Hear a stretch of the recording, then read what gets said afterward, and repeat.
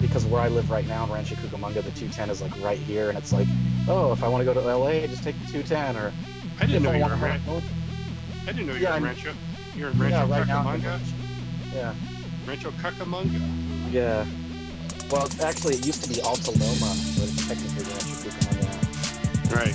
Yeah, I go out there occasionally going to that Bass Pro Shop. Oh yeah, that place is badass, dude.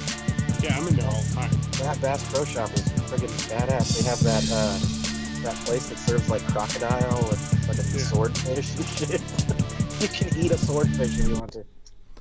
So, oh crap, my dad is on the chat. So. Well, I was going to say, hopefully you say something extremely racist, because I just went live with the audio and everything, and I was really hoping you were going to be like, "Oh man, this one time I friggin'," and then go into like this tirade of I don't know, some kind of nonsense that you were like, that you would ultimately end up being like, "Thank God we got this out in the air before you went live." So. All right. Hopefully, can everybody hear? Anybody in the chat? Let us know if you can hear and all that cool stuff, because I want to make sure that you can hear. We have a couple guests on the show tonight. If you haven't already been made aware, Mattsquatch is joining us today, and our former, coming back into his position as the producer, V is here, and I'll tell you why. It's because Dustin was supposed to be on the show tonight, and I know everyone was very excited to have Dustin. He's got like a real hit or miss appearance here, because he's been on and off the last. I guess we've done 4 shows since we started back up, and he's done 2 of them now. So he's got less presence on the show than Mattsquatch has at this point. He's about to get fired. Yeah, and well, he's kind of the only reason I ever watch. Oh well, then I guess. Well then, I guess we'll see. Everybody have a good night. I'm gonna step off, and I'm gonna let Dustin conduct the episode over via phone, and I'll just get out of the way. It'll be like 3 minutes long. Yeah, because he'll just be like, "Oh, screw that! I'm not going near that. Hey, let's have a drink." Then that'll be the whole show. So I'll have to I'll end up just going full blown sound engineer technician guy, and all I do is facilitate the call and make sure all the cameras are on the right people. So oh God, can you imagine what a train wreck this show would be? I mean, even farther if it was a call-in show, like you had a 1-800 you had me, or something. I wish we could. That would be an awesome phone number, 1-800 you had me. Yeah, except you get people. I think that's too many letters, though. It's one too many. I think. Yeah, whatever. It would just cut off. It would just cut off at the end, and then people would just assume it's you had them. 1-800. Yeah, you had them. Yeah. Anytime I post anything about the show, and I post the website or anything, everybody will automatically, like, I always get it when I post it on Reddit or I post it on whatever. They'll say, "You had meat, Bigfoot." Ha ha ha. I'm like, yeah, you got me. Good one. That was a pretty good one, dude. Yeah, good one. Me, yeah, yes, we forgot a space. Yes. So. All right. So what are we talking about tonight? Let's focus here. Let's focus. Why you're always the guy who, like, we just want to come in here and have a good time and chat and BS and never get anything done. And then Mattsquatch, within the first 2 minutes of the show, is already yelling at us to get in line. We haven't even done the shot yet. We haven't done anything. Get on track. So, it's called organization you run in here. What kind of operation? Well, okay. Who's your producer again, and why isn't he telling you to do this, and why do I have to tell you to do this? Hey, I'm just here to hang out, man. Okay, good. So. Just hanging out, All right, well, I'm going to sneak in. I'm going to steal the camera again. You know what? I totally forget to hit this transition button. So, like, if it ever... I'm sitting here, like, rapidly switching between the two of you, and then I totally forget that I have... You have me as Teach Marin again? Yeah, of course. So I'm going to transition. Wait a minute. Are you transitioning? To transitioning. That's what we're choosing to tonight. Oh, okay. Got it. Sorry, just had a sip of very nice, very expensive wine. What are you drinking there, Tom? Well, actually, I was going to do the plug that we normally do. Tonight is brought to you in part by Jack Daniel's Tennessee Fire. We used to have a thing where we would get hot damn, and the rule with hot damn is whenever you take the shot, as soon as you're done taking the shot, you have to yell hot damn as loud as you can. And so now with the Tennessee Fire, it doesn't have the same ring. So anytime we drink any kind of like cinnamon, hot, spicy type of shot, we just say hot damn anyways. But so Mattsquatch, what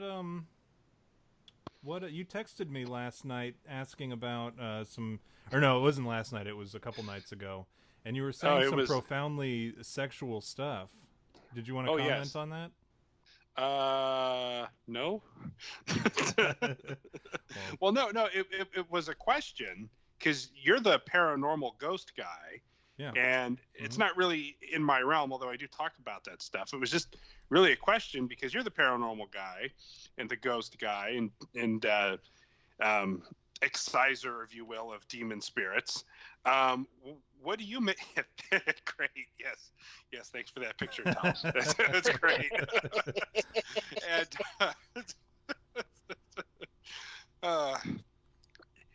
anyway, the question is, so what do you think about those stories that women or men claim that they're having sex with ghosts or demons? Let me tell you all about that. I'm intrigued. It sounds interesting to me. You know what that's called? As soon as I said that, my wife just got up and left the room, by the way. So. See, that's what happens. Is as soon as you start talking about any kind of weird ghost sex stuff, that's like an automatic conversation ender, and people will just naturally leave the room when you do that. So let me actually switch back to the video of me.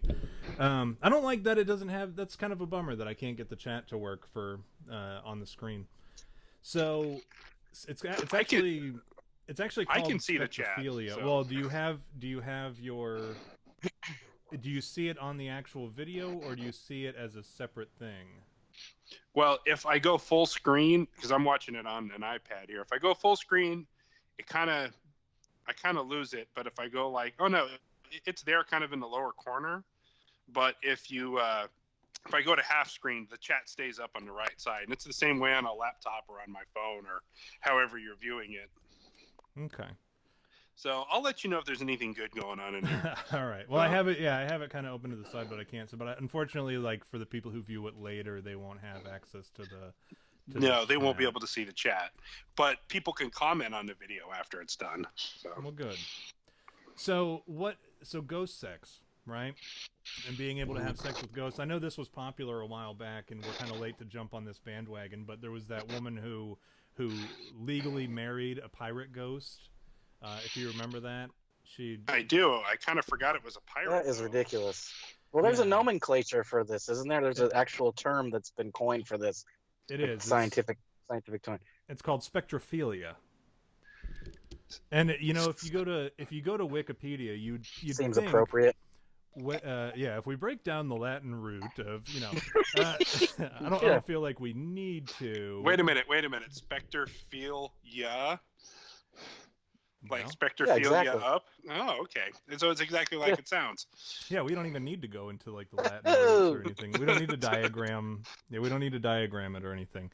But yeah, it's having. I mean, I'm sure there's. If you were to do that with anything, like if somebody had sex with mayonnaise jars, there's probably a formal scientific term for it.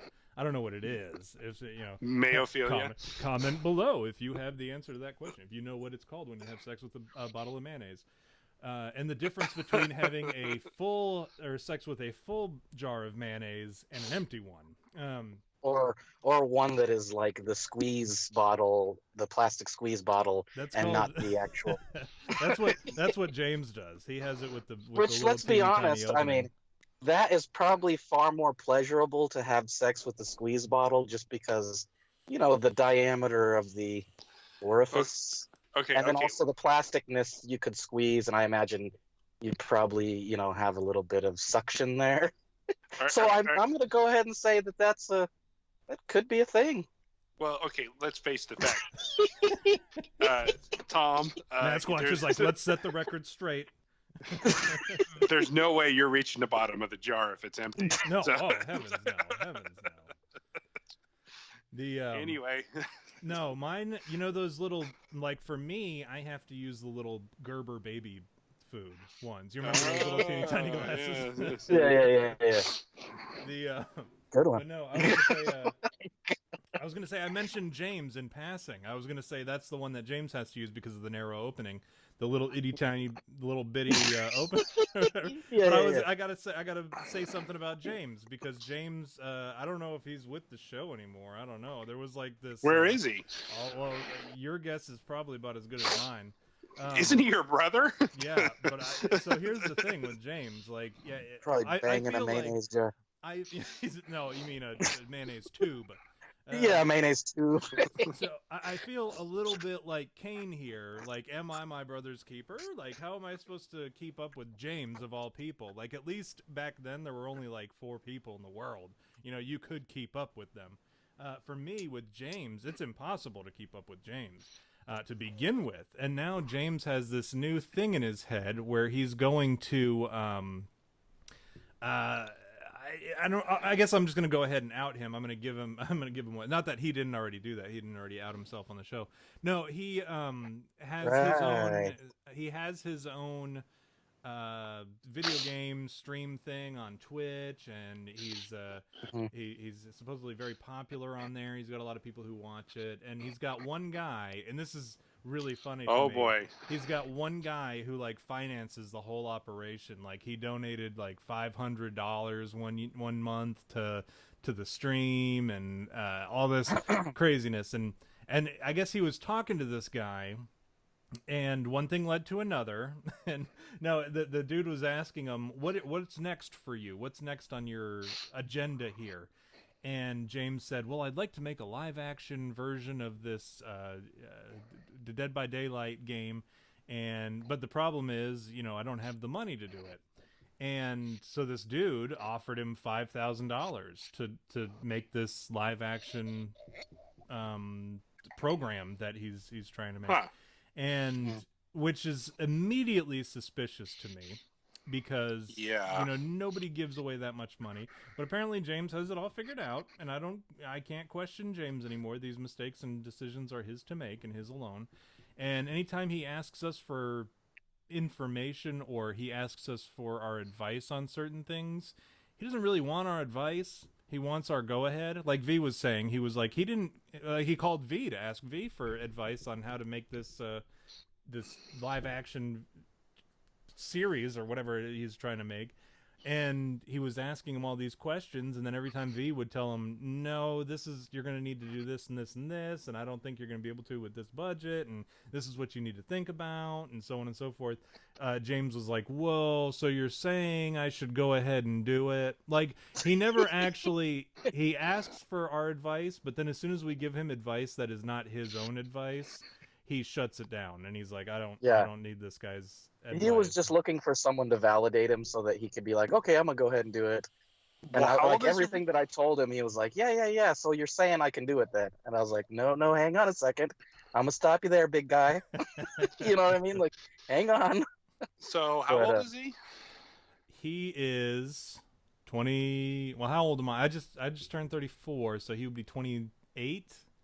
Somewhere around there. Yeah. He's got it all figured out. He really does at that age. So you should just let him go, and he'll come crawling back when he realizes what that man really wants for $5,000.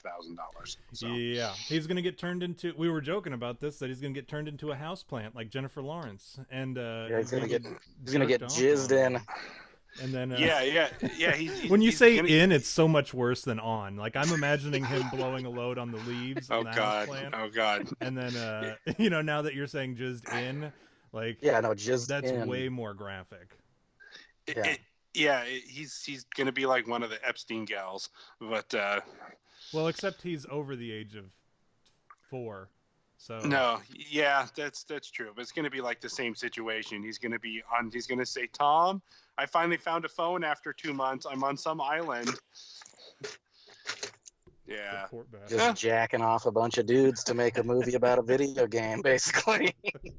Yeah, well, to each their Skiing, own. as they call it. Skiing. Oh, yeah, the double. Yeah, you got to jerking off 2 dudes at one. See, you can't. I'll do it for you. Like I had to do it on camera for you. Yeah, to do the actual gesture.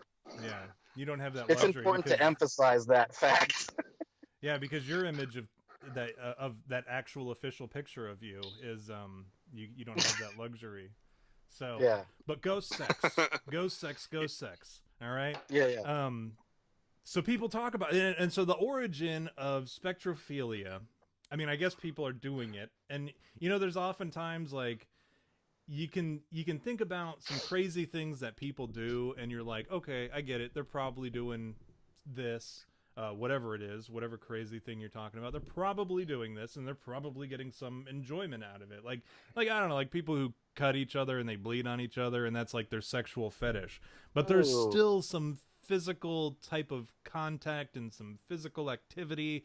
But with spectrophilia, I struggle to see where people are getting the actual sexual gratification from it. I've never heard a guy talking about sex with a girl ghost.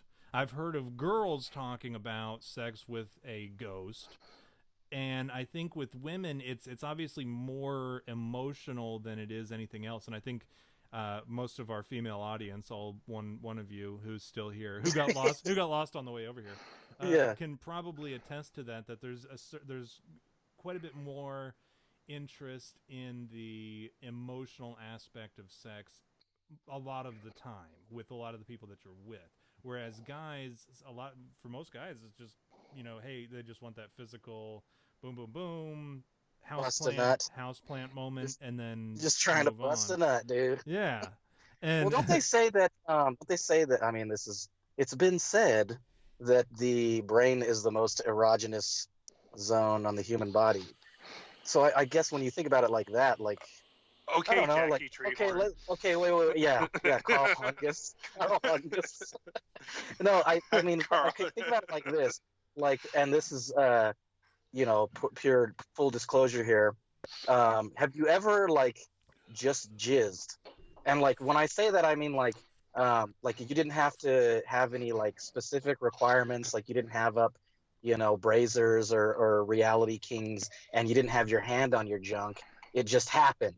There's that, you felt so, I don't know, I guess it's hard to explain, where you didn't have to require any external stimulation.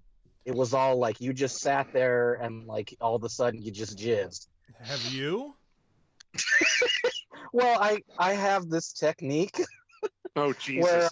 where I don't have to do anything, you just kind of lay there and then stretch your legs a little bit, tense your butt cheeks. So you can do it that way. So you're having ghost sex. Yeah, but I can't advocate that that's what it is, because technically I think I would say that I'm still stimulating myself in a way. So okay, I don't know. Okay, so the point that I would make, getting serious for a second, is that some of my early paranormal encounters with either a bad ghost or demonic entity, what I believe now was a demonic entity, I was able to see poltergeist activity. I was able to see cables moving. I was able to see objects move. I even saw somebody get pushed and people had scratches on their body where some unseen force, whatever you want to call it, was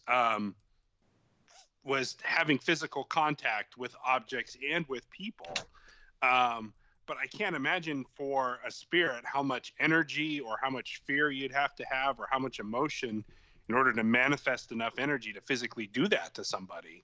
So, much less sex, which is probably why they do it to men, because, or I don't know, because you think men would be easier because, we're done in 30 seconds.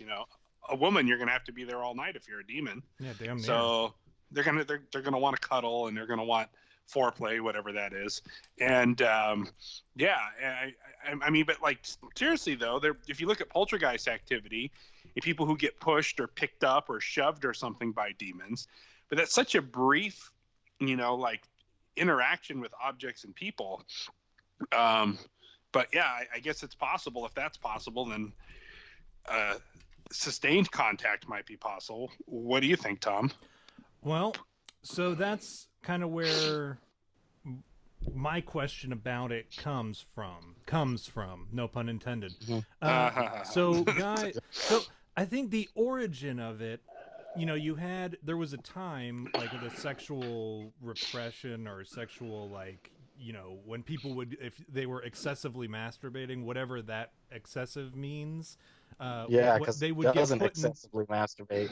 Yeah, like they were getting put in insane asylums, and I mean there was like a whole lot of religious, don't do that because it's a sin. You can't touch yourself. How dare you? Now you're going to the asylum, or you're going to the church, the Catholic sleepaway camp where the priests are gonna diddle your butthole or whatever. That was how it was back in the day, and so like when kids would, or teens, I guess, once you hit puberty and you're having these nocturnal emissions or wet dreams and stuff like that, all of a sudden your parents are finding like jizz stains all over your sheets, and they're like, "Were you touching yourself?" And you're like, "No, it just sort of happened," and like nobody believed you. But then you have, you've got like these very, very superstitious, very religious, and I mean back then it was also a very superstitious time where they didn't have the science behind it and the medical science and medical understanding. So like they believed a lot of things were ghosts and demons that were actually like cancer and AIDS. So like, they would say, "Well, I didn't do that. A ghost came in the night and jerked me off," or something, like they'd come up with an excuse to get away That's with awesome. it. Is what I imagine is how it started. And then after that, I'm sure like people heard that and they were like, "Well, I kind of want to get jerked off by a ghost," especially now, like these people have access to, like an unlimited, untapped access to the internet and this font of knowledge at their fingertips, and they can go, "How do I get jerked off by a ghost?" And some wizard like Dave Outlandish he's gonna know what grimoire to look into to find the source and the spell and the sigil and what you need to do, and like how many chickens you got to kill and paint a pentagram with a dick in the middle of it on the floor, and then have a ghost come and jerk you off. And like that's how it seems like a lot of now. like fanfare and like preamble just to get like a otherworldly being to like get you to rub one out for you. And like I mean, I don't know, like if you're trying to get off, and let's be honest, like in all reality, like if you came across a ghost and he appeared before you and was like, or she, let's say she, and she was just like, "Yeah, I'm gonna jerk you off," you're not gonna turn that down. I wouldn't turn that down. I mean, it's a handy. You wouldn't turn down a handy J from a ghost? No, I would not turn down a handy J from a ghost. Absolutely not. I would be all about it, dude. I'd be like, hell yeah, let's, assuming that it's a chick. I mean, yeah, if it was a dude, if a dude ghost showed up to my room and I was like there with a boner or whatever, and he was just like, "You're ready to go, can I jerk you off?" I'd be like, "You know what, dude, I'm gonna pass." Really? But if it was a chick, then I'd be like, You'd "Yeah, pass absolutely." on a ghost? Like, who's he gonna tell? You know what I mean? Yeah, I guess that's true. Gonna tell? It's a good point. I guess I can't argue that. And who's gonna believe you? Yeah.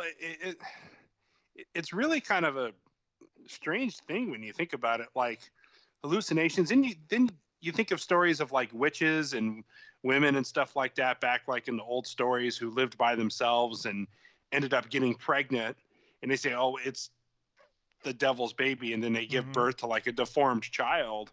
And even 200 or 300 years ago, like the whole Salem's like witch trial things, they didn't know about birth defects like they do now. So, if it had an extra arm or missing something, they just went, devil baby. No. But in reality, it was the brother. It was like the brother's kid, right? Or like the dad. Yeah. I mean, it was typically the dad that was sexually assaulting them. I mean, the whole movie. Well, fuck it. Spoiler alert. The whole movie, American. What the hell is it called? Anyways, American Made. American Gangster. It's not that. I got this. American Graffiti. No, it's No. none of those things. American Beauty. American Psycho. American Psycho. What the hell's the other one? American History X. Team America.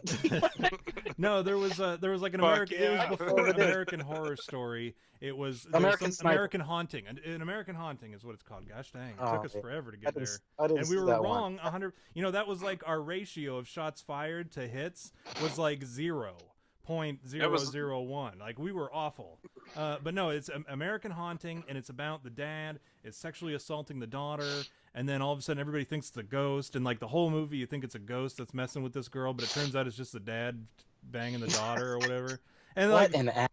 yeah, He just let some ghost take the blame for him. The ghost in the house is like a super upright citizen. He's just like, how dare you, sir? How absolutely dare you? It was probably a gay ghost. So yeah, he's like, why would you put that on me? I have a spotless record of only fucking guys. How dare you? But no, for me, I think, would I let are you asking me? If I guess I'm asking myself, would I let a guy ghost jerk me off? Yeah, what's the consensus here?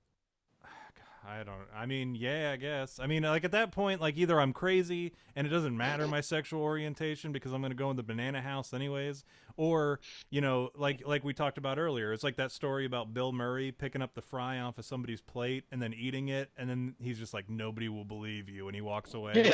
You know, like, who am I going to tell and be like, hey, Mattsquatch, a ghost totally jerked me off? You'd be like, oh, ha, Tom. Because first of all, I'm, like, notoriously a liar. And then, you know, on top of that, it's a ridiculous story.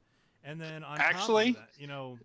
Actually, if you came to me and said, hey, Matt, I think I had a sexual encounter with a male ghost, I would probably believe that more than, you know, why you've been off the air for, like, a year or something. You know what I'd say? The first thing I'd say, if you came to me, Tom, and you were like, look, dude, I got to tell you, I had a sexual encounter with, like, a guy ghost. You know what the first thing I'd say is?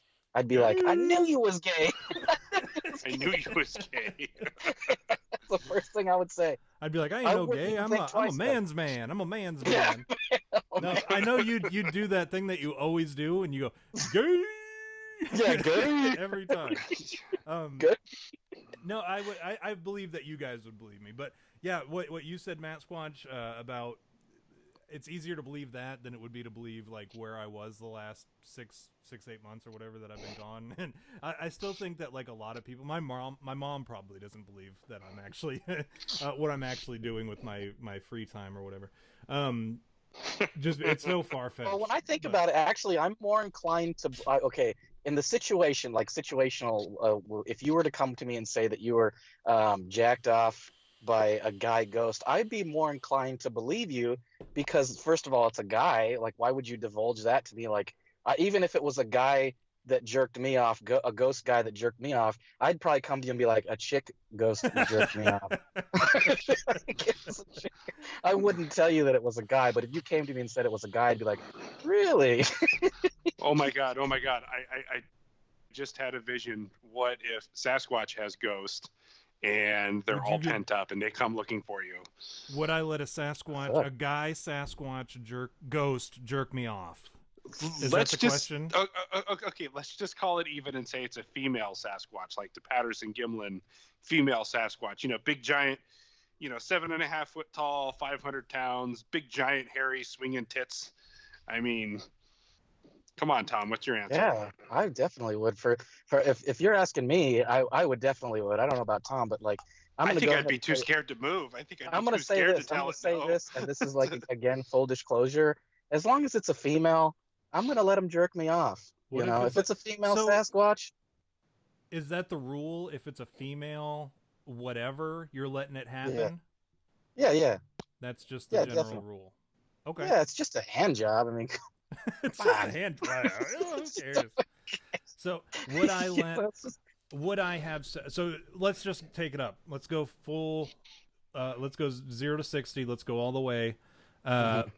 Would I have sex with a female Bigfoot? Is that kind of like the end that we're coming to? Okay, well, in my experience and what I've heard, not experience, by the way, I must say, Tom, if the female Bigfoot wants to have sex with you, I don't have a you choice, might not right? you might not have a choice. It's gonna, yeah. You might be Yeah, I very don't think she's careful. gonna show up and turn on Marvin Gaye and try to woo you or anything. No, No. that's what that Probably was going to be my toss it answer. back I was on. going to be like, yeah, I guess. I mean, like it reminds me of like that what you call it, Ace Ventura, When Nature Calls. Whenever the gorilla ends up having sex with that dude or whatever, you don't see it happen, but God. you see the bushes shaking or whatever. Yeah, and the "Is the Jungle" that song plays. And like it's Yeah, gonna yeah. happen. I mean, gorillas Yeah. are gonna overpower you, and they're gonna do whatever they want to do with you, whether it be sex or Yeah, whether yeah. it be rip you limb from limb. I mean, or both probably. Yeah, probably all of the above. Yeah. So, would I have sex with a female Bigfoot? Would I do it voluntarily? Yeah, I don't know. I mean, again, I don't think anyone's gonna believe me regardless. So if I told you guys, and I might have to do it just for the story to tell, you know, That's a I gray do a area lot for of me. Like, I'd have to know, like, without a shadow of a doubt, that it wouldn't be considered bestiality. Like, I would have to know first. Like, if I'm not banging an animal here that isn't like in the Homo erectus. Erectus. Yeah. homo. I mean, if it's a female humanish person, I think I'd probably. But if she's got fur on her boobs, I'm probably gonna be like, look, you gotta shave first, so that I can at least see some boobs, because, you're not gonna bust if you're looking at hairy boobs. You Why might not? just have to deal with it. Why not? What if you got her pregnant? Then what? Then you're Well, gonna then you'd have. Well, then that baby is the ambassador to the Bigfoot community, and then Oh, also yeah, to good the point. human community. Yeah, You know what I'm Like, saying? you would bring together two different species.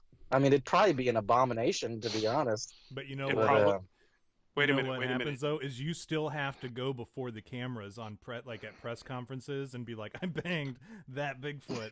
I had sex with an animal to make this happen. And like people are gonna judge you no matter what. Like it doesn't Yeah, that's matter true. how much of a what you've brought to the community here in this peaceful coalition between humans and Bigfoots. No matter like how great and amazing that is. People are still going to look at you and be like, well, that's the guy that fucked an animal. That's the guy that fucked a monkey. Yeah, you know? the conservative people out there are probably going to be pretty disgusted with you, but the liberal furries out there, they'll probably applaud you. You'll I never imagine. be able to go into a Chick-fil-A ever again. It's gonna be like,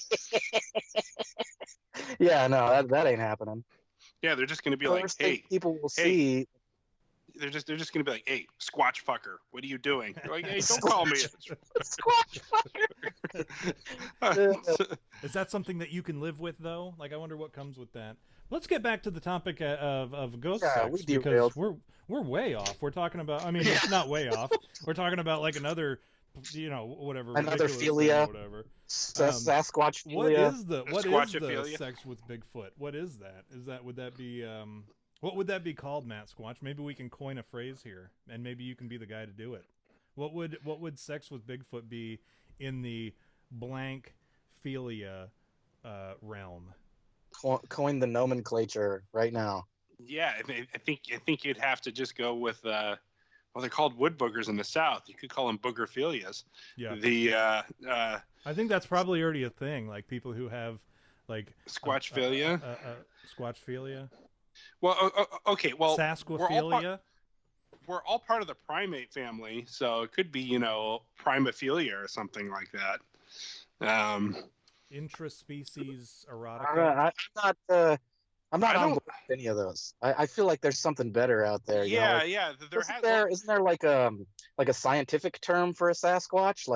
Well, no. Like, We've never had a type specimen, so no one's been able to give it like a Latin name to identify it. It's definitely part. It's probably part. It's definitely part of the Homo family. Tom's part of the Homo family. Nice, Burn! you bastard.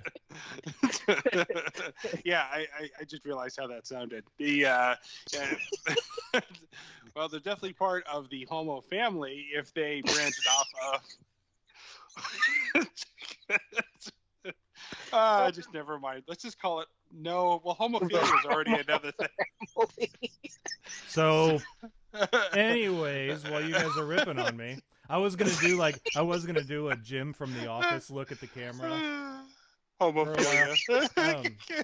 But no, I'm looking at here at the Sasquatch Genome Project. Okay, the Sasquatch Genome Project. That lady's nuts, by the way. Is she? But yeah. Well, anyways, she calls it Homo sapiens cognatus. Right? Is the scientific name cognitisphilia, maybe? Cogniphilia? Cognitophilia. But cognatus means it's a blood relative in Latin. So that's really more like cousin fucking. Wait a minute. Yeah. That wouldn't be right, huh? Wait a minute, Tom. Unless they're like your third cousin, then you're probably cool. Okay. You're gonna love this. Are you reading the Dr. Melba Ketchum DNA genome study? Say it again. No, I'm looking Melba Ketchum. Yeah, I guess it is because it's the Homo sapiens cognatus Ketchum and Ketchum. Watts, Spence, Holtzberg. Okay. So Melba Ketchum. A lot of Jewish names in here.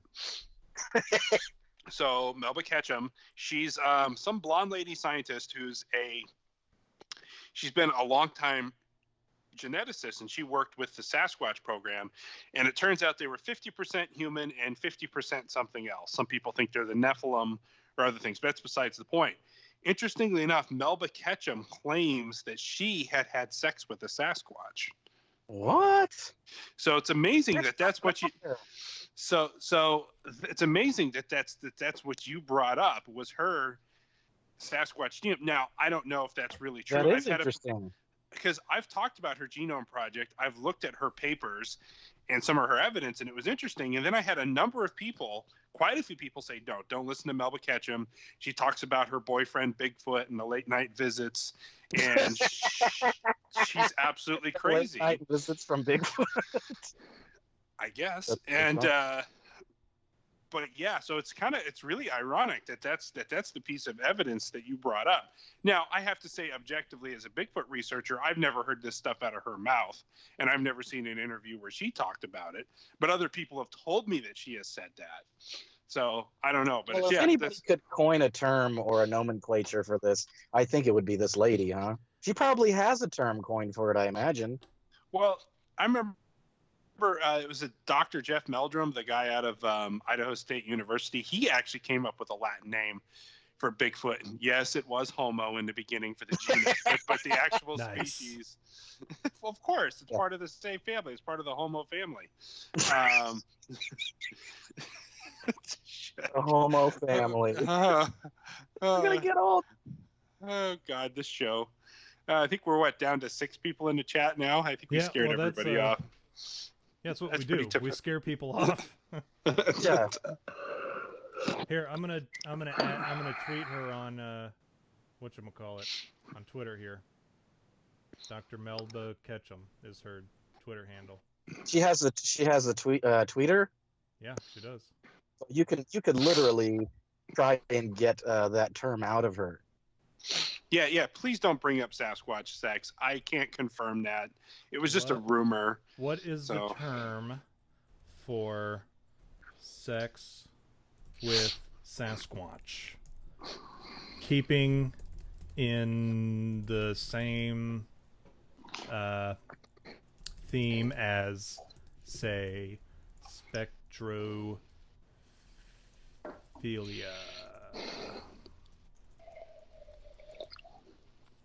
Please respond. Urgent. You have been blocked. You have been blocked by Dr. Melba Ketchum. I had to put her on the spot because so here's how you do it. Like when you have a question for somebody, if you need them to respond, you have to actually write please respond at the end. PLS space respond. And you will. Well, you're a Twitter troll going way back, so you know how it's done. Yeah, I mean, absolutely. So, yeah, so that's. I already sent it. I hit her with the please respond. We'll see what. We'll see what we get back from her.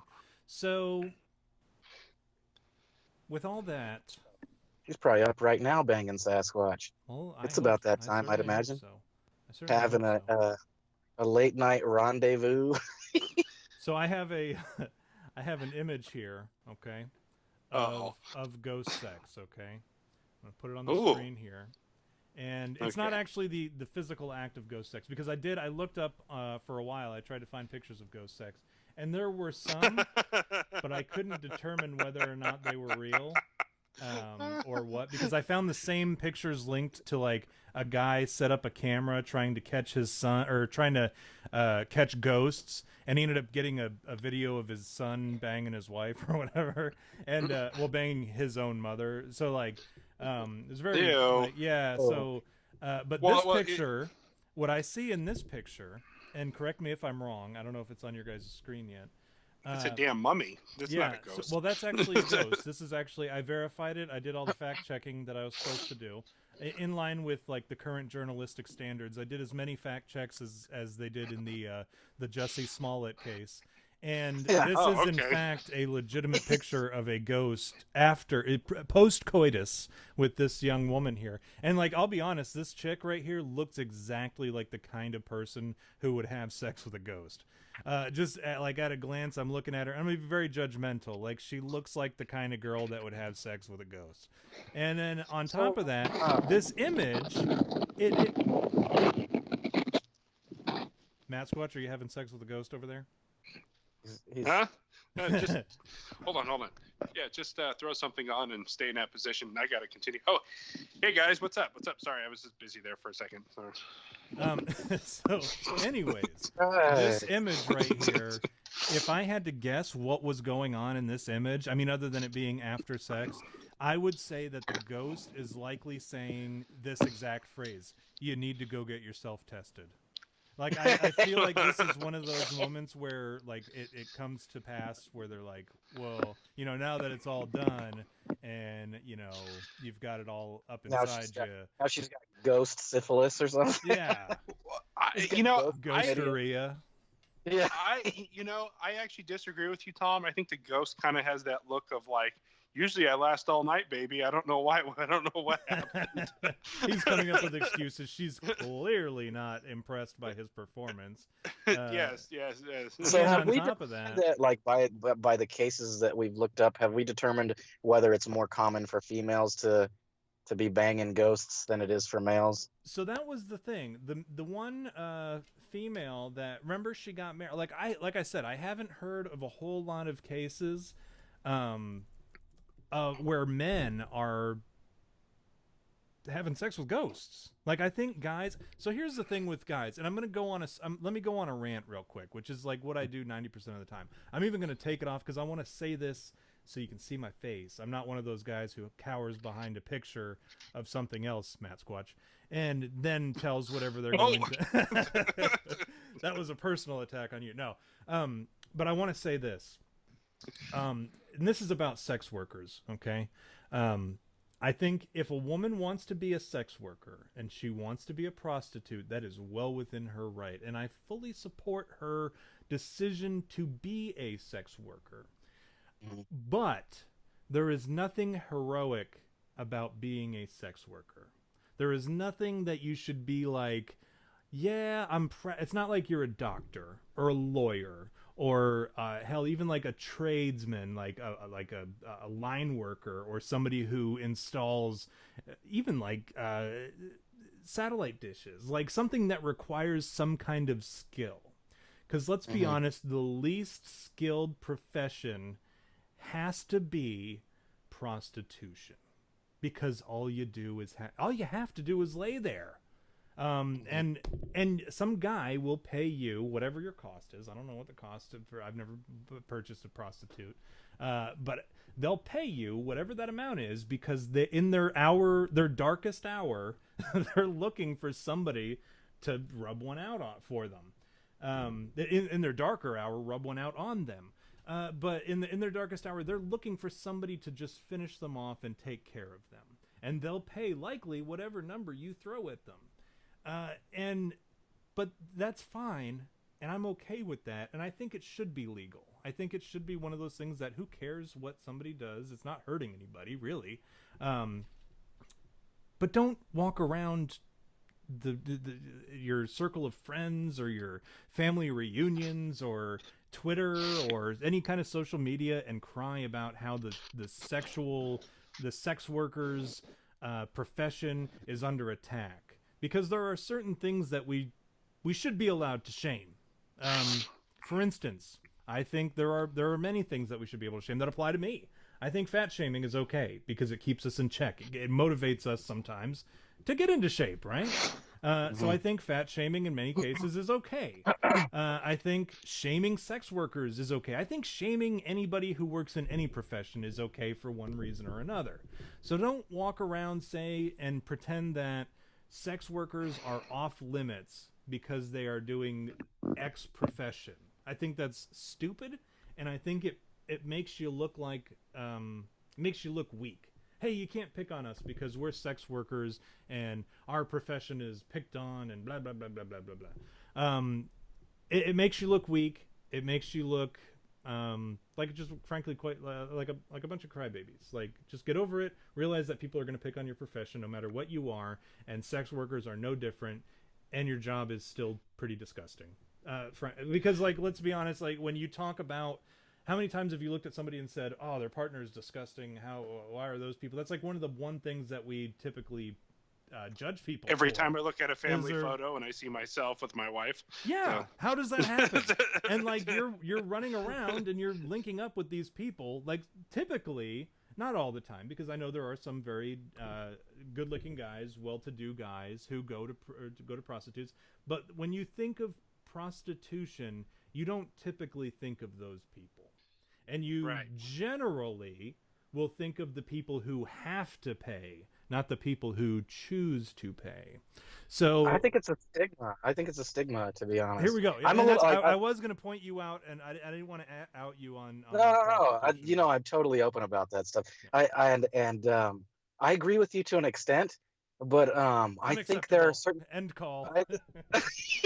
All or I nothing. You have to agree with me all. I think there's a certain stigma to it, and I think there's a category to sex workers. Like, when you talk about prostitution, and like obviously in the United States it's illegal in most states, and so the quality is poor. But then when you go to other countries like Germany or Amsterdam or Thailand, it is kind of like a good Like in Germany, when I was in Germany, the prostitutes there, they have like healthcare, and like they have to be like clean before they can go. They're in a union. Yeah. No, I'm not kidding. And they have like there are people there that are literally just working, like, funny as and cliche as it sounds, they're working through their degree in law or whatever, and they have to be skilled because it's competitive, and like it's easy to put down the sex workers here in America because it's not legit, and so you are going to find that corner broad that looks like she's been on smack and all jacked up, and that's really all you can find, with the exception of going on Backpage and seeking out the in-call girls, where you just go to their house and shoot them a 20 and they'll give you a handy. But in other countries it's a little different, and then when that's you're what talking I'm saying. about it's illegal. Like it's fine if they want to do it. That's fine. I have no problem with people being hookers. I really don't. It's not something that I'm like attacking for that reason. Like, if that's what you want to do, that's what you want to do. Because I've done some pretty stupid things in my life, and I hate when people tell me I can't do it. But people will make fun of it. People will make fun of certain things, and that's fine. That's everybody's right. Is to even that is absolutely acceptable. But the fact that, and I'm not talking about worldwide, I know, and that I'm glad you're bringing that perspective into it, but I'm talking specifically of the people who get online, and those people are the people here in America who are saying, you guys are attacking the sex workers who do this, the FinDom, the financial domination stuff online. Oh yeah. And they're all like, and then they sit there and they act like, oh, the sex workers are a gift from God. And they're not, is the thing. Like, I'm like, okay, I agree with you about that subculture, I guess you could say. But when I think of sex workers, I don't just think of prostitutes. Like, I think that's kind of a broad category, like like I consider porn stars sex workers. Sure. And like Which is I'm legal, a big fan right? of porn stars. I'm a big fan of porn stars, and I think there are some porn stars out there that would be considered heroic, like some of the dudes out there that have banged like thousands of girls, and it's like, man, that dude is my hero. He's banged thousands of these beautiful women, and he gets paid to do it. No, And I'm not saying like that makes them better than anybody or better than a doctor or anything, but they provide a service. there's a difference between that kind of heroism and the kind of heroism that comes with like firefighting, police. Some of our like jobs where like the jobs suck and they provide a service to protect people and to help people. The ones that we pay taxes for. Right. And then the sex workers, they want to equate themselves to that when in reality, like if your house is on fire, like fully involved fire, like you can't take care of that yourself most of the time, right? Like that's not something you would be expected to do. But the thing with a sex worker, and we'll stick specifically to hookers, okay? And that's because that's typically who's complaining. The porn stars aren't like, they're not complaining or whatever because they're getting paid regardless. Yeah, no. And there's a very like strict selection process for most of it. But these are the ones that like the hookers, they're trying to equate what they do to like firefighters, EMS, police. Like we provide the service, and like a fully involved, and that's the point I was getting to, was a fully involved house fire you can't do anything with. If there's a shootout and you and your kids are like huddled in the corner at a grocery store and like somebody's shooting up the place or a gas station, there's not a whole lot you can do. So you kind of have to rely on these people. When you're horny, you can go stroke your dick in the bathroom and you solved your own problem. And that's really all the hooker is going to be able to do for you. Like whatever a hooker can do for you, you can get rid of that problem yourself. So to equate themselves as like heroines, I think that's a bold, unearned unearned sense of self-importance that hookers have. If there's anything that is, and like it's like there's self-gratification involved too, like anything that you're doing like that isn't for like the common good or as like a service to society. I don't think I would consider a street hooker doing a service to society at all. Like I said, in other countries where they're like, okay, here's an example. Like in Thailand, they have these places that are called husband daycares. And the wives, they just drop off their husbands, and I think I consider that a service to society. So what do you? Well, the wives probably. Well, the wives probably definitely consider it a service because it's the guys leaving them alone. Yeah, literally service. Yeah. So Tom, kind of a little bit back on subject here. I've heard in certain demonic possession cases that, especially somebody who's like really, really religious, will often be the target of a demon. Correct? They can be. They can. So the thing with that is, you will have the idea from a theological standpoint.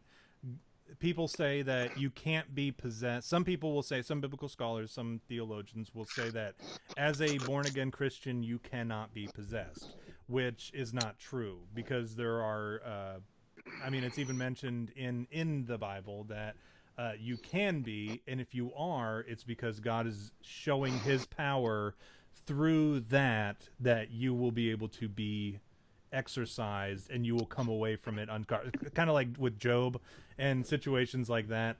He lets bad things happen to his people so that they can so that he can use his strength to show them, show off his strength, so to speak. So like, yes, you can be possessed. And I think a lot of times Christians, I think what we learned from Dave especially was that like, a lot of people won't realize that they're possessed because their life is so in line with what a demon wants. So a lot of people won't even realize it. And now if you have somebody who is very much a Christian or lives a life of Christian values and morals, a lot of times the demon will lash out in those cases because it's not allowed to experience that carnality and that sort of behavior that it really just wants to be involved in. And so, yes, we're yeah, it can happen, and it usually shows itself more in cases of the deeply religious. I don't know if that answered your question. Right. Well, the point I was trying to make is that I think a lot of times these demons, which probably aren't male or female, they're probably just a demon, and they could take whatever form they want. I think they probably pick females over men for these because it's more of a challenge. I mean, if you're a demon who can implant a vision of whatever woman they want inside of your mind, or take the physical manifestation, or come up with whatever voice they want, like, yeah, I'm a girl, I love you, I want to do these things to you, whatever this demon says. Most guys are like, yeah, okay, whatever. You know, we're a bunch of horn dogs, where I think women are just much more of a challenge.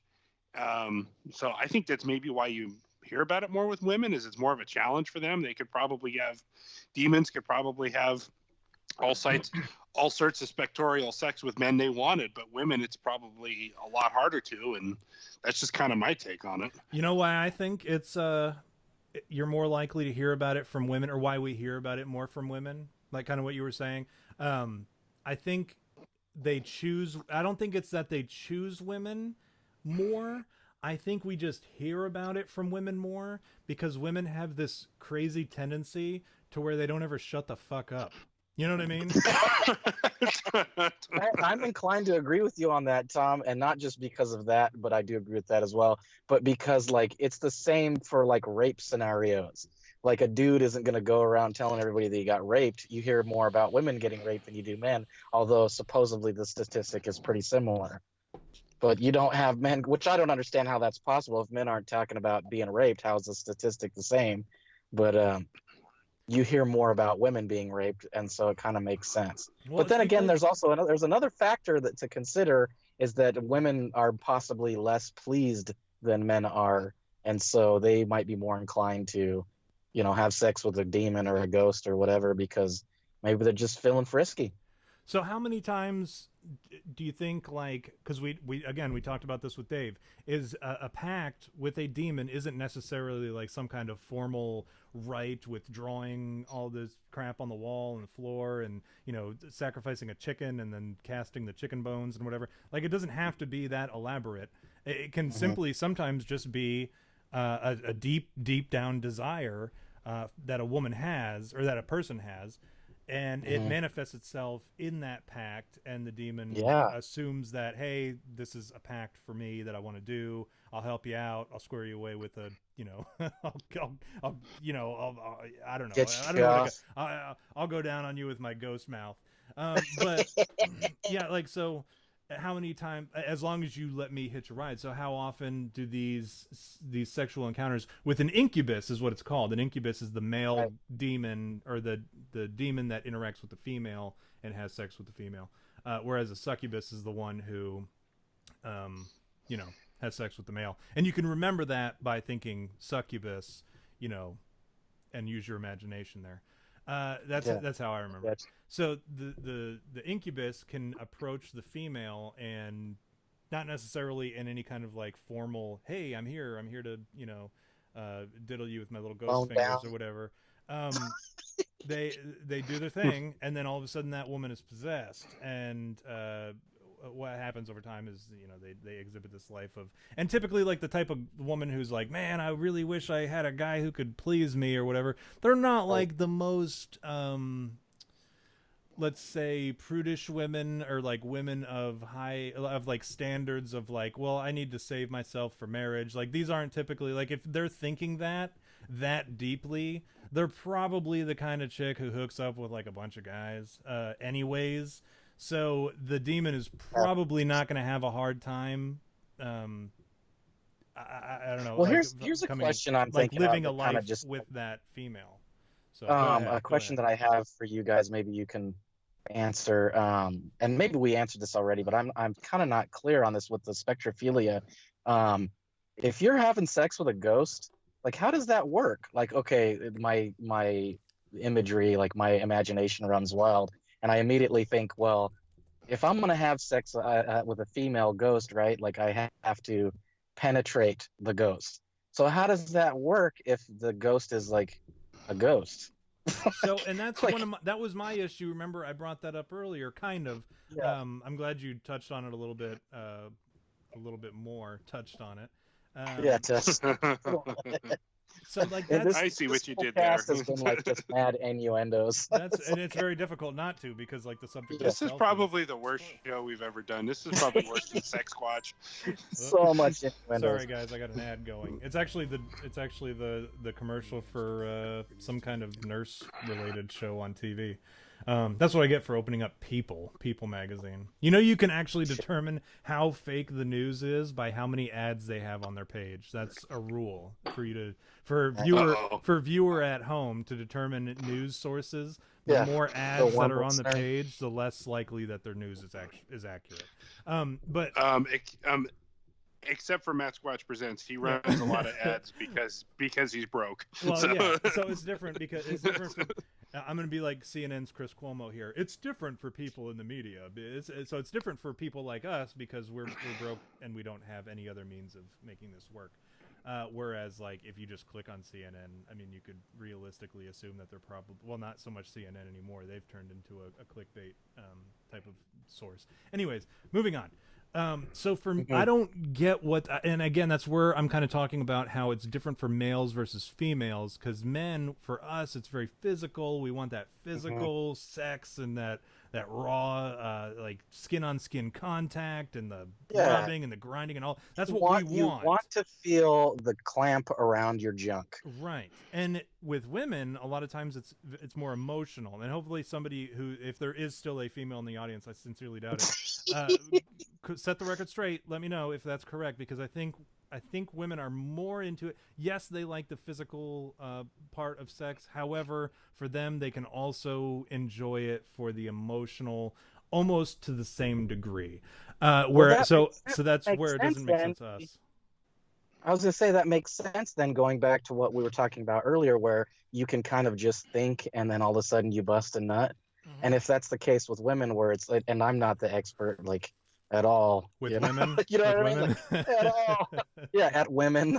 Yeah, but if that's the case with women where they don't require that much physicality, then it would make more sense that ghosts would be more inclined to flick their beanbag, if you know what I mean.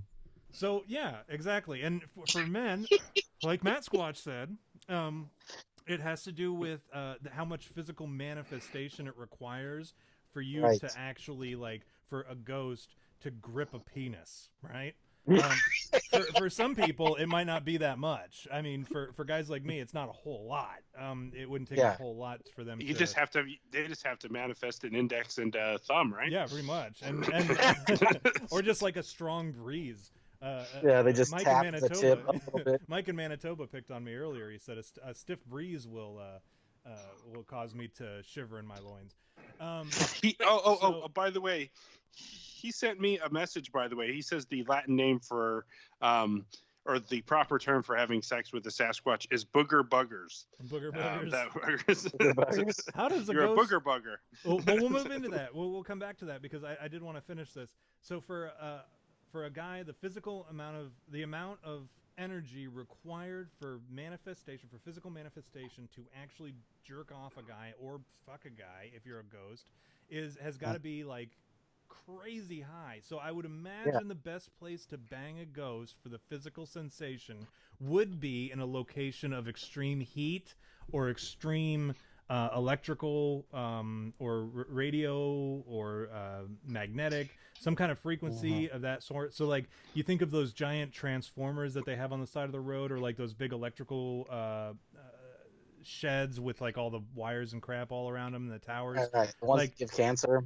Yeah, those ones. If you are going to try to bang a ghost, you would probably want to do it there, because the ghost would be able to draw the attention. Otherwise, it'll end up being like, you know, the old saying, like throwing a hot dog down a hallway. It's going to be like, you're going to be like fucking a loose ghost if you're trying to do it in a place where they can't get the amount of required physical manifestation to make it happen. So for me, yes, you're going to have to really, like, I think for guys, it takes quite a bit more than it would take for a female to do it. Whereas a female, all they have to do is get that mental tingling from the ghost to make it sort of happen. And so what we're talking about, you said the boogers. I did want to say, how would you describe ghost sex? Like if you're having sex with a ghost, you've got missionary position, you've got doggy style, you've got the side scissor straddle, you've got like whatever crazy names. Like what's the name for sex with a ghost? Cowgirl. Reverse cowgirl, that's another good one. What are some names for ghost sex? Like, I mean, just off the top of my head, I would say like spooky style instead of doggy style. I mean, like spooky style. It's fun. It's family friendly too. Like you could say spooky style, and like your kids wouldn't know that you're banging a ghost. They'd think that you're talking about some kind of like, I don't know, like a dance or something. But give me another one. Somebody give me another one. Wait a minute. I just had a. Can you just imagine laying there in bed? Your wife's out of town, so it's just you in bed, and you think you see something in the dark. And you think you see something move in the dark, and you just hear this voice, I hope you're ready for my demon dick. Can you just imagine? While you say that, I have an image that I'm going to post on the screen here. It's God. There's like a 15-second delay, so it's going to take a little bit to get there.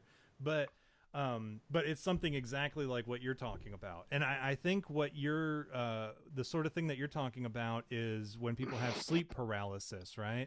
Like you're laying there in bed, and then all of a sudden you open your eyes, and you're alone, and you see this scary figure in the corner. And a lot of times people report that with sleep paralysis. Now we're adding auditory, we are incorporating auditory sort of stuff. Exclusion. Yeah. So I go straight for like movie names for like, okay, you said pick a name for like the poltergeist. Like that could be a move, right? Like it's you're how do you doing do a ghost poltergeist? How do you do the poltergeist? Doing a ghost from behind. And then when they start to dissipate, you'd have to do something to keep them from dissipating. So like a donkey punch, maybe. You grab them by the hair, or no? You have to turn on the heater, or you have to turn on like you have to call on your cell phone to give them the energy or something. You'd have to do something. You turn the TV to the fuzzy channel. That's it. There you go. When the ghost starts to lose energy, you turn on the thing to the fuzzy channel. So what I was talking about, the picture is somebody on Tumblr had written, imagine having sex with a ghost, and then someone walks into the room and they see your asshole widening and narrowing for no reason. And then the person's response is, imagine praying to God and going to church. So like. And that's one of my favorite pictures. I think I posted it in the past, but it's still it remains pertinent today, obviously, because we're talking about this. My favorite thing about this particular picture right here in this conversation is, instead of like, imagine having sex with a ghost and you just see me thrusting at nothing in the room or whatever, or grabbing onto something and you hear like moans or something. Like instead of doing like a straight sex type situation, they go gay.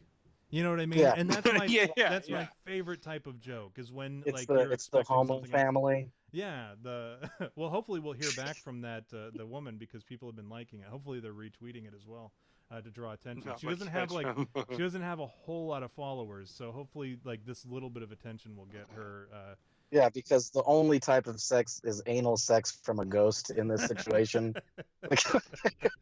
like what kind of ghost is like? And that's all like a domination thing, like, like even if the guy isn't gay in the situation, the ghost that's like butt plugging him is for sure. Well, yeah. Or at least part of the homo family. If you're in a position like, and again, that's another pun. If you're in the position, but like if you're in if you're in that situation, right? There's not a whole lot you can do. Like if you have a ghost rapist. Like that was a really good question. You know what that's called when you're raped by a ghost? Spectral assault. Spectral assault. There's going to be a lot of complaints about that joke in particular during the Me Too movement. Spectral assault. That's good. That's a good one. Spectral assault. Oh God, it's hashtag. It was the ghost of Epstein. He came into the room. He came into the room. Nice, Mattsquatch. Good one. So let's talk about what happens, because I do want to wrap this up before we hit the. I want to try to see if we can do it in an hour and a half, and we won't lose many more followers. But Me, I can do it in a couple minutes. That's about my maximum time. So the maximum, yeah. And that includes foreplay. Okay, foreplay. What's that? But let's talk about ectoplasm. Like when we're talking about. I know where you're going with this. Well, yeah. Do you know what that is, V? I'm familiar with the term. I thought ectoplasm. Okay, this is my understanding is like ectoplasm is kind of like a fluid that's left behind by ghosts.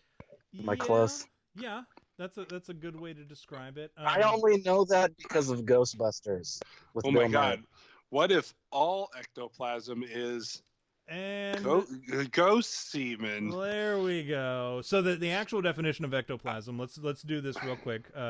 It's something formed or molded. It's a term used in spiritualism to denote a substance or spiritual energy exteriorized by physical mediums. So typically what happens is when they talk about ectoplasm, generally it's like when a medium is doing the seance or they're doing any kind of like connection with the ghost. They'll have some kind of like physical liquid leaving their body of some sort, and you can see a lot of picture. Like if you look up, say go to Google and this is something really interesting about ectoplasm. If you go to Google and you type in ectoplasm and go to images, every single picture looks like a money shot. Okay, Really? It does. So basically, what you're saying is it's like ghost skeet. Exactly, and that's where I was gonna go, but Mattsquatch stole my thunder. And I think like what the ectoplasm is perhaps just the money shot of, or even just the ghost ejaculate. Okay? Yeah, that's kind of like off-putting. Like you're off-putting me now. Like like all these cases of like ghost ectoplasm all over the place. It makes me concerned that there's just ghosts out here jacking off all over the place. Well, and you think of like what does a hotel room look like under a black light? You know, and then like there are all these ghost hunters running around and they're shining their black light and they're finding all this trace evidence of ghosts or whatever. But in reality, it's just like a ghost hotel. Everywhere is just like a place for a ghost to stop and jizz, and that's what they do. And that's what leaves all this trace evidence. So people, I guess if I was a ghost, that's what I'd probably do. I mean, I guess no one can see you. You could just jack off wherever you want. Yeah, and that's where all this stuff is coming from. Yeah, it's pretty disgusting. Damn these. Basically, there's just ghosts everywhere, just busting the nut. Can you imagine the spiritual world? It's just a bunch of degenerates, and they're just running around jacking off on everything. The further is just like a big smelly not much mess. To do other than that. Well, okay, so it's got to be you're not good enough for heaven, but you're not really evil for hell. You're just a dirty old man, and when you die, your ghost just wanders the earth as a ghost pervert. A ghost pervert, a spectral offender. See, we can just use the term spectral in place of sexual in any case, and it'll always be funny. So a spectral offender registry, those types of people, they end up on this eternal registry where they're stuck in this world that smells like bleach pennies because all these ghosts are just jizzing on everything. Yeah. What did you say it smelled like with the V? What did you say it smelled like? A chlorinated pool or something? Yeah.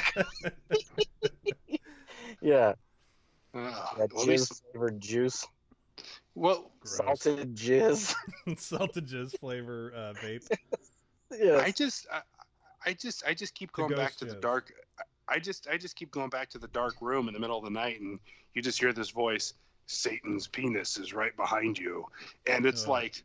Are you talking about the Satan? Is it somebody pretending to be him? Is it literally right behind me? It could be any of those things. He's like, is it physically manifested? Is it ghost? I'm gonna say this as like a final thought to all of this discussion. Like, be it ghost or demon or Sasquatch, as long as it's a female, I'm probably gonna do some sort of sexual act with them if they're inclined to. As long as it's a female.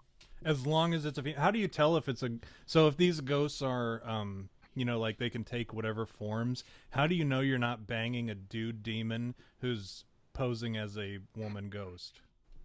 Well, I'll just be in denial about that one. The Caitlyn Jenners of the demonic. Call me Caitlyn. Yeah, it's I mean Wow. Yeah. You think there's trans, bisexual, pansexual ghost? Nah, those guys are all in hell. Oh, I'm gonna put V's picture up for that one. Oh, jeez. Put his actual picture up for that one. And his address and everything. Oh, wait a minute. That's where Jim is. He's in hell then, because we all know the story. Hold on, I got something for... Keep talking, V, because I've got... I imagine that if there are ghosts all over the place just jacking off, then I imagine that they're all, like, of the straight orientation, probably.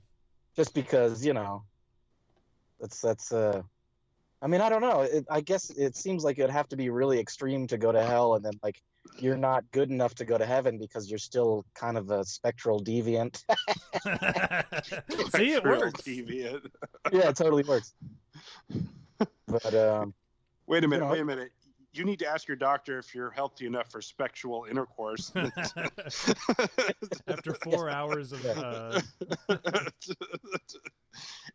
if your spectral erection lasts longer than 4 hours, please drive to go see Dave Outlandish.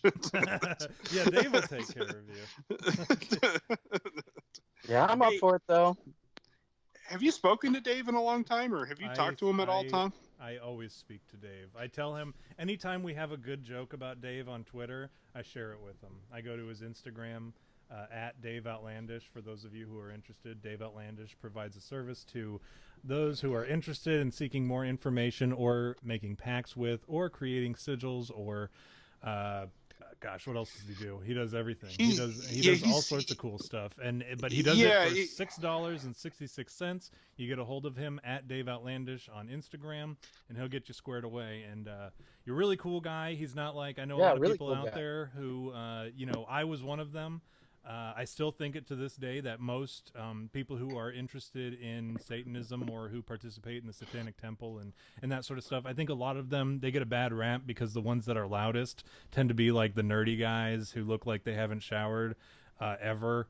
And you see them wearing like, you think of like the kids at the mall who are like real goth, and you think that that's the image of the Satanic Temple and the Church of Satan and Satanism and that sort of stuff, and that's not at all the case. And oftentimes it applies to just people who are interested in the occult as well. But Dave is not one of those guys. I think he accurately represents the church, the Satanic Temple community, and the Satanism and the Church of Satan. I think he's actually a damn decent guy. He's very understanding, and he was willing to answer all of our questions, and he's not a weirdo. So, I mean, he's a really great guy to talk to. If you've got any questions, you can absolutely reach out to him. Again, like I said, Instagram at Dave Outlandish, and he'll get you squared away. But yeah, I do talk to him a lot, and we swap stories every once in a while on Instagram. He posts a lot of real interesting stuff. He actually keeps those the relics that we send him from exorcisms and such, and he hangs on to them for me. But he actually puts them on his altar with his other wow, really demonically charged relics. So yeah, he's actually a super supportive guy. I mean, he knows, like, he and I could not be further apart religiously, theologically, politically, anything. Like everything about all that stuff, like the personal opinion stuff, we could not be further apart on. But we still have a very good relationship, and we argue a lot. Not a lot. We don't typically bring it up, but when we do talk about certain things, we do argue.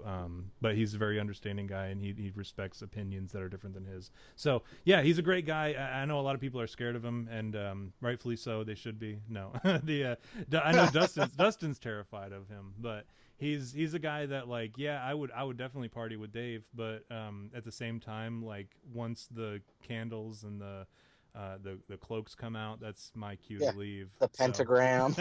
That's when I leave. But yeah, I'm kind of in the same boat. I'd love to have a beer with him and talk and maybe have some crazy conversations about the universe.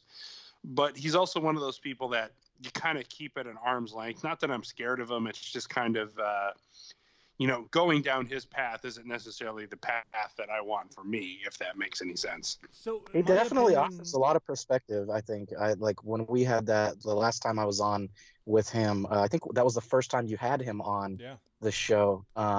I was really shocked the perspective that he added, and like I'm with you on politics and a lot of that stuff too. So I was really kind of surprised that he was so knowledgeable and able to get his point across without having to be a dick or anything. Well, okay, and I still talk about stuff that I talked about with Dave Outlandish about how, we saw this Bigfoot cloak off in the distance and 2 people saw it. And I said, and then people say maybe it's something demonic. And I said, well, according to Dave Outlandish, it would be much easier for a demon to make 2 people hallucinate and make them think that they are seeing a Sasquatch, as opposed to gathering enough energy to actually physically manifest as a Sasquatch and then make it do something weird. And I've told that to a bunch of different researchers, and you just see the little light go on like, whoa, I've never heard of that before. Mm-hmm. So there's even from, the different fields of the paranormal, it's always, that's why I love coming on, sometimes like coming on the show. Tonight is just a complete dumpster. It's a train wreck of dumpster fires. Like if a train could tow 100 dumpsters that were on fire and then wreck. And, no, you know what? It's one of those barges of trash, and it catches on fire, and then it crashes into the train crossing over the water, the train bridge. It crashes, and it's also carrying burning trash. Yeah. And then the river just turns into a trash island. Yeah, like D goes and the whole show just falls apart. I just, D is the glue. He is the glue that holds this show together. I will admit that about Dustin. And, I miss that guy. Those who are wondering what happened to Dustin, I will say this: he had a family member who had a baby tonight, and he had to run home and watch his son. And I told him when he told me that he's actually what woke me up in time to come down here and half-assedly prepare the show. He texted me and told me what was happening. I was like, hey, I think I said, damn it, dude, like this is the second time, I wanted to get onto him, but I just said, damn it. And then I realized, I'm like, you know what, man, I was like, it's your kid's got to come first. If it was one of my kids, obviously I'm not going to be like, fuck you, dude, I'm not doing the show. That's what I would, that's my answer. I'd be like, I'm not doing the show. I got other stuff, like stuff that takes way more priority than this friggin' us gathering around talking about spectral assault. But yeah, no, he made the responsible adult decision, and that's why he was not able to be here. Normally we like to pick on him and say that he took a knee, but that's not at all the case. The only reason that D doesn't ever come on the show is because it's actually like a legitimate thing that he had to get out of, and the only reason we continue to come on the show is because we promised you a weekly show, and now we kind of have to hold ourselves to that standard. But go ahead, Mattsquatch, finish up what you're saying. Okay, well, first off, I think anybody making a responsible adult decision wouldn't come within 100 miles of this show. And I don't blame them. Yeah, fair enough. I don't. By the way, before the chat even started, my dad logged on and asked me how I was doing, and I was like, "Oh crap, my dad's watching." I don't know if he's still watching or not. He probably this.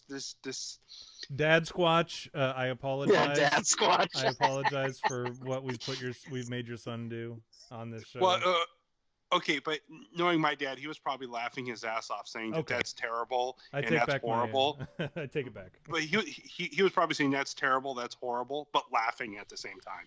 So. All right. Yeah. So this spectral assault, this whole thing, it's just I don't know what to make of it. I know in my own personal experiences, like I'm saying, I've seen whatever entity you want to call it, a ghost, a demon, something, be able to conjure enough fear energy, the people that were there feeding off our vibes, that the more scared that we got, it was able to move objects and make things work and flicker lights and growling noises coming from the walls. In my personal experience, really, really scary stuff. And the more people that were afraid of this building, different shifts, different people that I worked with, the stronger it got. So I don't know if it can go some other way in some kind of sexual stimulation or whatever. If it's good vibes, bad vibes, feelings, whatever, that maybe something out there can physically manifest enough strength to pleasure somebody.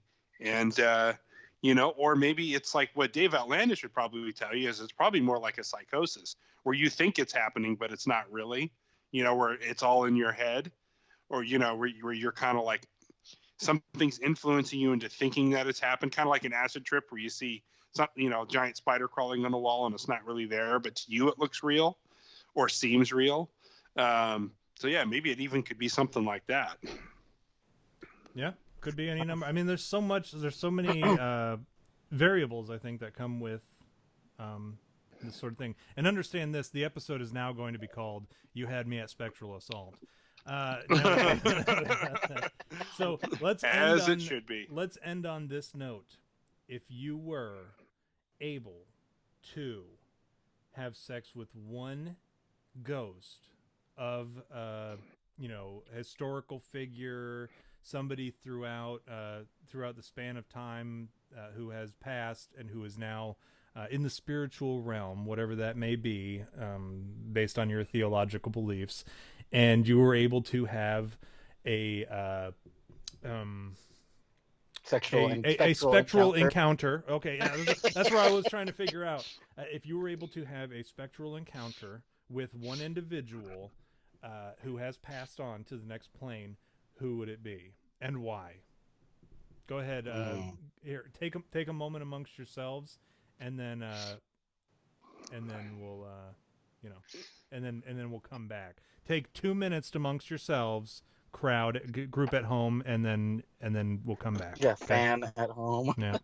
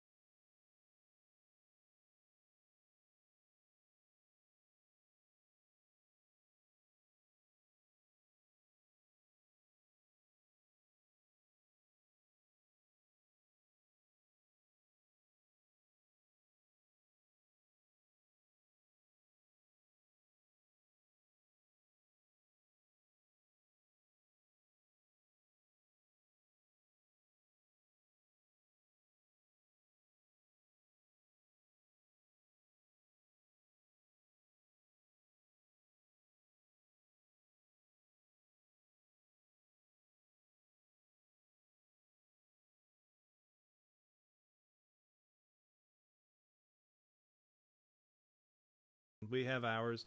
And no, I know a lot of people are probably thinking that my answer is going to be Ruth Bader Ginsburg. It is not. Just based on the we'll be right back screen.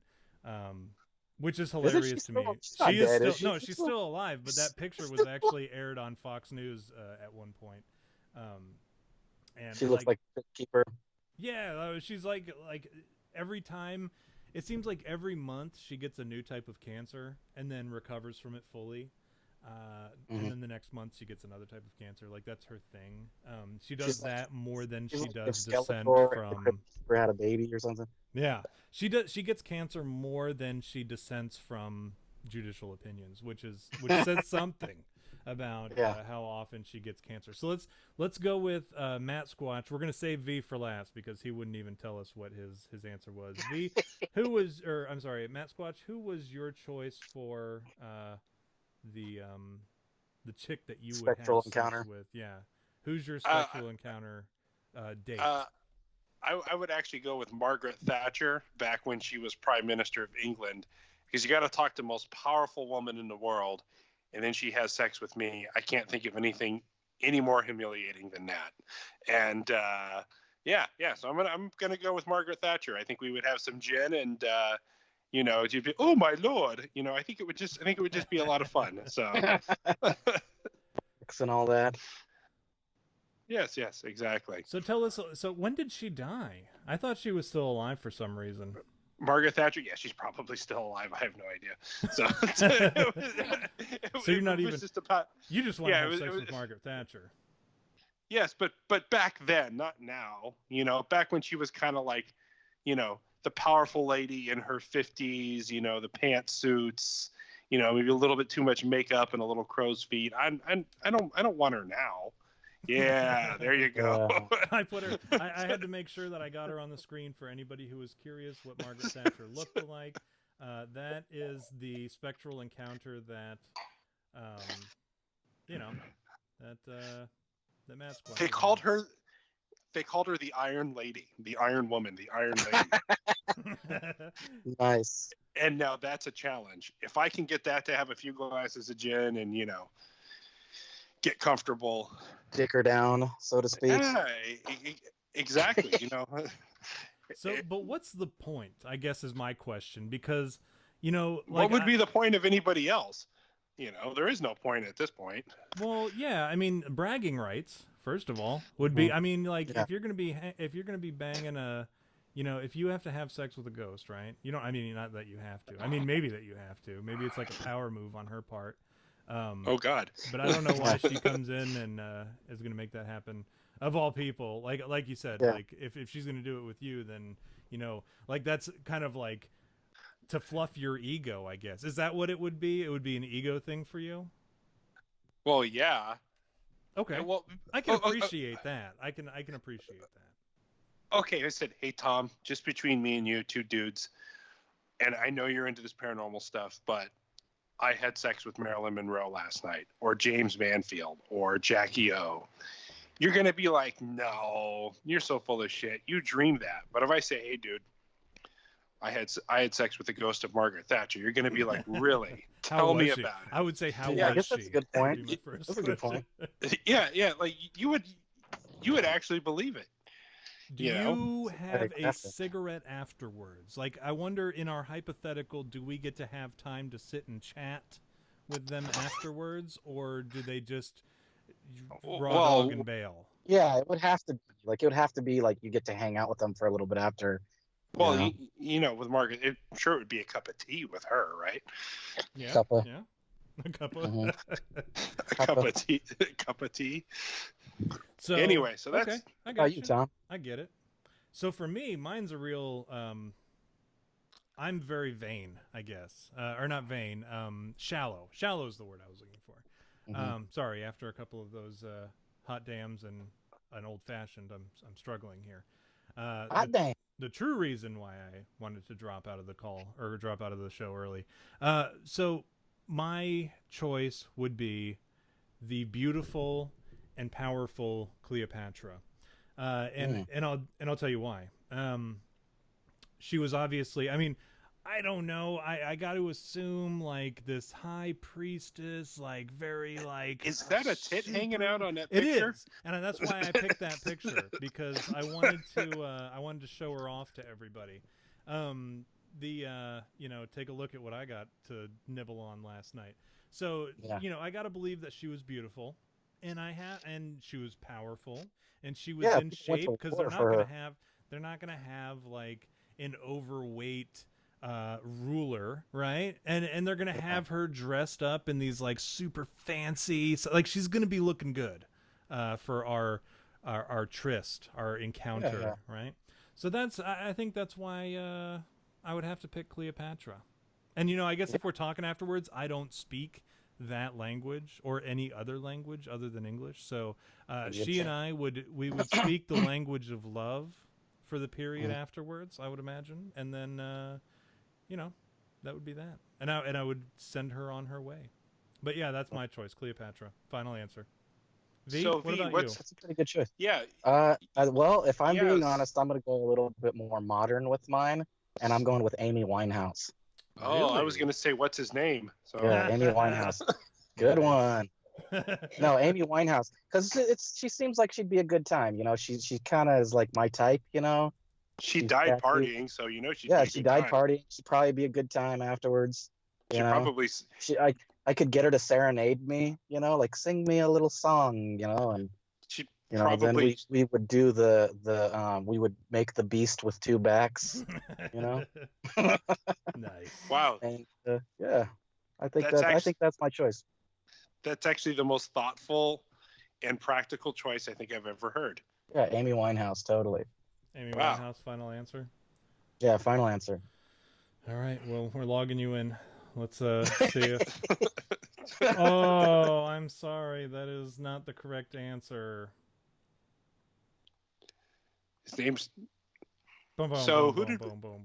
Yeah, what was your pick? Someone from the Homo family? No, as I was saying that, I was changing it to a picture of Amy Winehouse for you, so that everyone at home could see exactly what V decided to choose. Yeah, for those of you youngsters who don't know who Amy Winehouse is, or was rather. That's actually not the worst picture. So. No, and I had to hurry because like as soon as you said it, I was like Googling Amy Winehouse, and I typed Amy Winehouse gross because I wanted to find the worst picture of her. and all jacked up, all smacked up and cracked up. So you could have picked like Brittany Murphy or somebody like actually, that. I'll tell you my first choice, like my first response, like my instant gut was going to be Joan of Arc. That's a good one. Yeah, except she was way young though. That's exactly what kept me from saying it, is because I think she was 17 when she died. So that's like entering the realm of well, how old was Cleopatra when she died? Now you got me thinking. Well, yeah, but you also got to think in 1570s. Oh, okay, she was 39 years old. Okay, we're good. I just like the idea of a warrior chick. If I could pick someone that was like other yeah, exactly, like a Valkyrie or something. She would crush your dick, dude. Yeah, kegels for days. Okay, so what did we decide on James? You said something we had to pick for James as well. James Dean. I picked James Dean as well. Just kind of this young blonde cute boy. Because they could get along by being like, we're both named James, bro. And then they start making out, like furiously making out. Oh, James. Live fast, die young. Oh, James. Oh, James. It's the gayest thing ever. And like not even like well written. It's like the Fast and the Furious franchise. Yeah. So okay. That's funny. Cool. All right. Well, I guess that's I don't know. Is that the end of the show? Calling it, bro. I give this show one Bigfoot. It's terrible. Oh, do we still do that? Are we supposed to still be doing that? Yeah. How many Bigfoots do you give? I don't know. I give this show quite a bit of several Bigfoots. I thought we covered the topic very. I think we gave it a fair shake. We gave out a lot of information. We gave out a lot of opinions. We even talked about like what we would do in that situation. I give us 5 Bigfoots. So I'm the guy who always gives out 5 Bigfoots though. So my number doesn't really matter, I guess. So No, Yeah. no. You're biased. Yeah, okay. With that rousing speech, I give us 1.5 Bigfoots. So. All right, I can take that. Hey, there you go. 1.5, bump us up. You know, I a give bit. 5 Bigfoots. I'm gonna give 5 Bigfoots every time, just because I round it's my up for favorite you, number. Mattsquatch, anyways. So Yeah. Well, you.